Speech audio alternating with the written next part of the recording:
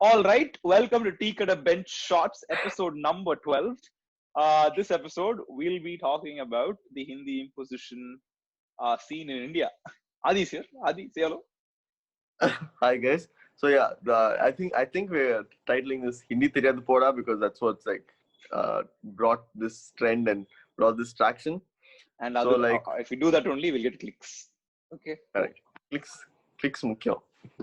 Uh, so to start this out, right? I think we should start with the history and how we got to where we are. So this let's not talk about the history of Hindi as of yet. We'll come to that a bit later in the show. It's actually very, very interesting. Yeah. I'm sure none of you know. So we'll come to the Hindi imposition part of this history. In late 30s is when the whole thing blew over, where a lot of people in Congress wanted the South to learn Hindi, and this was forefronted by this man called Rajaji. He was, I think, the last Governor General of India and the first Indian Governor General of India. So he wanted entirety of India to be united by this one language, and the most popular language at the time actually was Urdu, but okay, that's the politics we'll get into later. But he wanted to be Hindi, and even at that time, Congress was split into two. Not literally, but half of Congress wanted uh, Dravidian states to learn Hindi. Half of Congress did not want them to learn Hindi.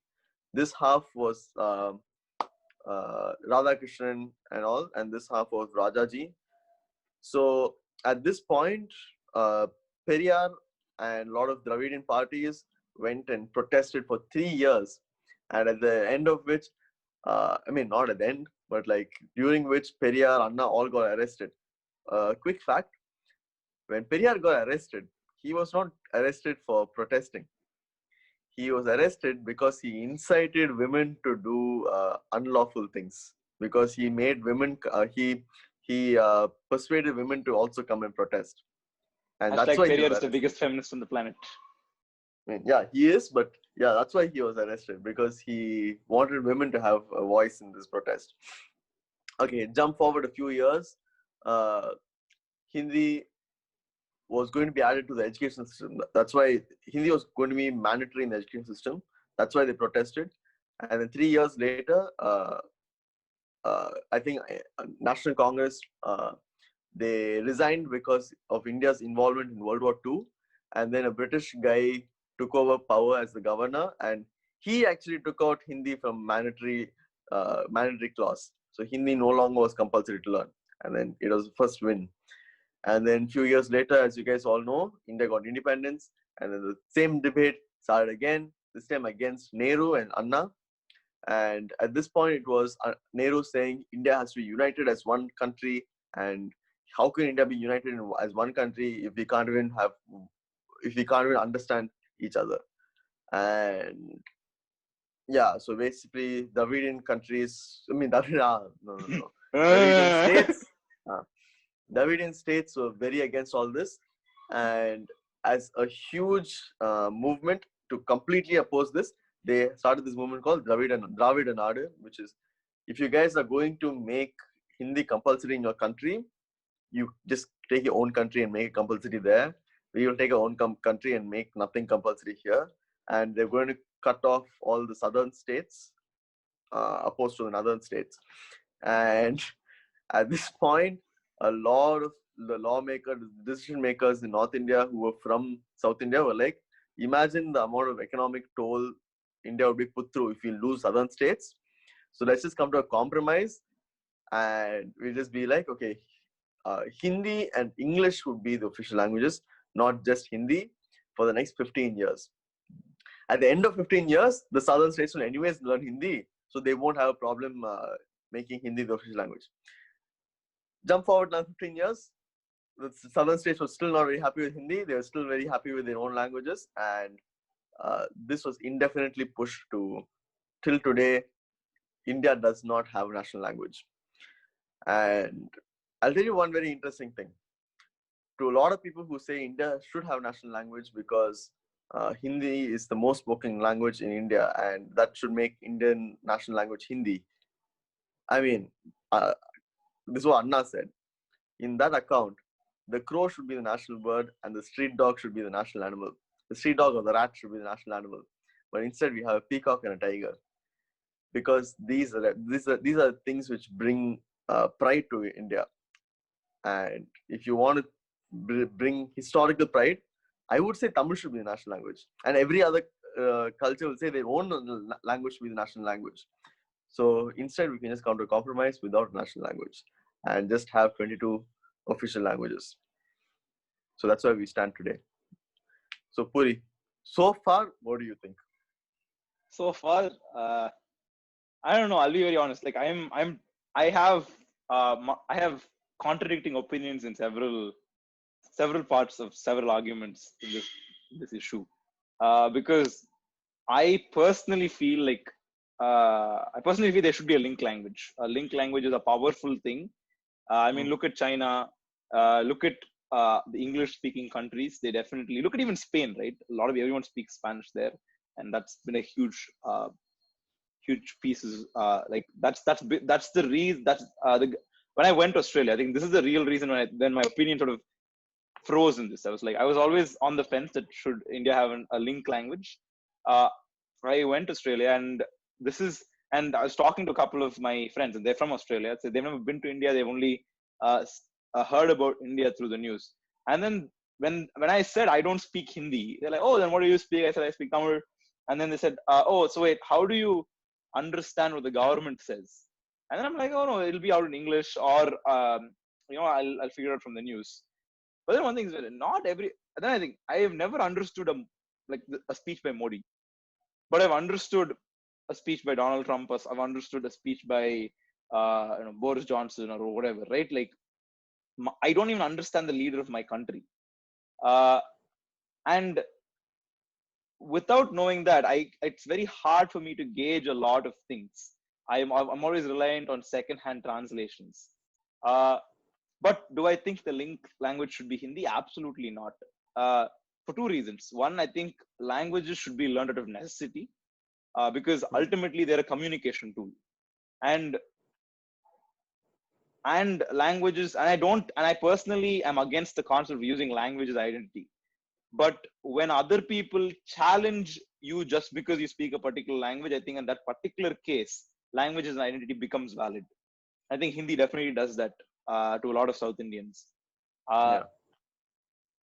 So this is a very, very, very, very controversial opinion, and I know that. And I know, similar to your crow and peacock anecdote, this definitely doesn't, is definitely not sweet to that. I think English should be, if India has a language, I think English should be India's national language. And I have a couple of reasons for this. One, again, a language is a communication tool. And if it should be learned, it should be learned for the reasons of communicating. And like it or not, English is the language of the world. I kid you not, a day into Australia, we're having all these, welcoming parties and all of that. They're welcoming into the dorm and all of that. And my friend asks me, "Have you lived anywhere else?" I said, "No, I lived in India all my life." And I said, "Your English is really nice." And I was initially taken aback. I was like, "This is a bit racist," but I'm also like, that's his experience, right? He's lived in a place where a lot of international students come. He's met with a lot of people of Indian heritage. Apparently, they don't speak very good English. And I kid you not, the fact that I know good English was a tremendous reason I excelled in that particular environment. So it is definitely a tool that's aided me, right? And but a lot of people say English is not part of our culture and all of that.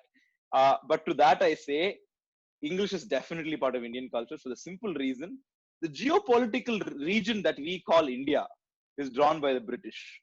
The fact that Kashmir to Kanyakumari is united as a geopolitical region is because of the British. Otherwise, who knows? We might have actually had a Dravida Nadu, and that would have actually been another country. And because of probably religious clashes, there'll probably be a Muslim region in one region and a Hindu region here. There's a solid chance that it would have actually happened. The fact that we're a geopolitical region is because of the British. And I'm not saying we have to celebrate it, because I know it's caused a lot of pain for a lot of people, and controversially, it's also helped a couple of people. But again, right? We have to recognize it. And unfortunately, I personally believe the real thing ultimately linking all Indians are the British, like it or not. The real thing, That's and true. the real thing really, really linking all Indians are British. And Yeah. and I think in that's a great argument for why English should be our national language, if we need one. And I don't I think we mean, need one. I also want to clarify that. I don't think we need a national language, we need a link language. I don't I think mean, English should be held to a higher merit. on that note, I think this is the good segue to the history of Hindi, right? Hmm. So, like, there's a lot of debate on this about how old is Hindi, and I'm just going to use the same uh, criteria of what many languages hold of uh, when a language becomes like solidified. The criteria is there has to be a grammar book, or there has to be something written in code about what sets the rules and the regulations of the language. Hindi as a language did not exist for too long, but let's just give the benefit of the doubt and say Hindustani is also Hindi. Hindustani is a language that has existed for roughly uh, since the Mughals came to India, because that's as far uh, as good records go to, and that gives us about late 18th or early 17th century. But the official language that we call Hindi is around 200 years old, and this is where it gets interesting. This language was made by this a Scottish man who was a British naval officer who came to India as a surgeon named John Gilchrist. So this man, he realized that India does not have a franca, lingua franca or something like that. So basically a language to unite India. So trade was very difficult.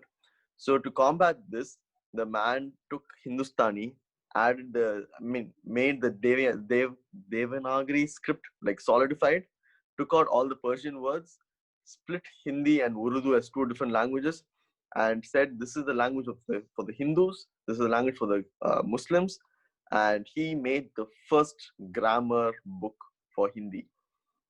And technically speaking, this would be the first uh, time a Hindi book was written, and that is exactly when we should say Hindi originates from, because that is what we hold Tamil on to, right? The first Tamil Tolkappiyam book. is, yeah. Yeah, Tolkappiyam was the first Tamil book because it's the first official Tamil book, and everything after that is our Tamil books. We are not holding them to two different standards. I'm just saying if we have an equal world, Hindi is 200 years old, and it was made. It's technically a British language. It is as much as a British language as English is. So again, going to your point, making Hindi the official language or English the official language, the arguments are the same. Yeah. And Neither of them are Indian. isn't it funny? Hindi from day one is built with the goal of a homogeneous Indian identity that Yeah, divides that divides Hindus and Muslims. yeah. So the language does not have a great history. So I don't know. Yeah, that's my 2 cents on the topic. And yeah, I honestly don't know Hindi, so I am going to struggle with it. Yeah, I know survival sakes Hindi. I lived in Bangalore for a while, and and speaking of that, that's a great reason why we should probably not let Hindi be our national language. I lived in Bangalore for a while. I required more Hindi than Kannada, and we did an episode with a fellow podcaster, Samyukta Sunil, who runs Bob Talks. She's from Bangalore, and she says that some of her friends who lived all their lives in Bangalore, they don't know Hindi, they don't know Kannada, and Hindi is more useful to them, and that's honestly frightening because there's a great saying: to kill a city, to kill a state, kill its language. That's how you first disintegrate the identity of the place, and I honestly believe that. Yeah. because then everything is invalidated, right? All the texts they follow, all the orally passed on traditions, everything is invalidated. Everything else can be attributed new meaning. Everything else can be attributed meaning that you wanted to be attributed to. And for that simple reason, I think India should have a national language because there are a lot of microscopic cultures like I was listening to this and someone said, I don't remember where, in our country, every 50 kilometers you will meet a new subculture. You will, I will even go as far to say every 50 kilometers I will listen to a new language. I will hear from Ullakapo to Ullaipo to Andavagam po, Andaka po, right? Those are all just breakdowns of smaller languages, and you know, thick brush stroke of a homogeneous India is will break all that. And then again, right? India has a great history. Like this region has a great history of breakthrough thoughts because of its diversity, right? People like Periyar and people like the RSS. You may agree and disagree with both of them. No, you may agree. Like again, I definitely agree with Periyar, and I have my feelings about the RSS. But the fact that they can exist is a true testament. I would even argue that on some cases we've done a better job than America for freedom of speech. 100%. Right? Yeah. And I think that's why I'd like to say with pride, Hindi theriyadu poda. So yeah, thank you so much for listening and watching. And as usual, Nandri. Vanakkam.